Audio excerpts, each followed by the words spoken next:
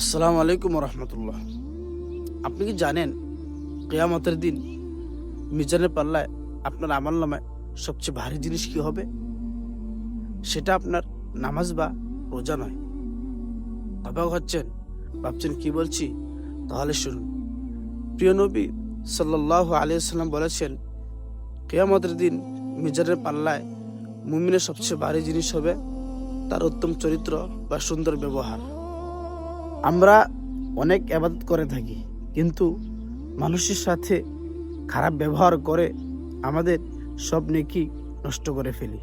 কারোর সাথে সুন্দর করে কথা বলা, একটা মুচকি হাসি দেওয়া, এগুলো সদকা। আপনার ইবাদত যেন আপনার আচরণে প্রকাশ পায়। আজ থেকে কি আমরা চেষ্টা করতে পারি না অন্তত একজনের মুখে হাসি ফোটাতে? আপনার মতামত কমেন্টে জানিয়ে দিবেন।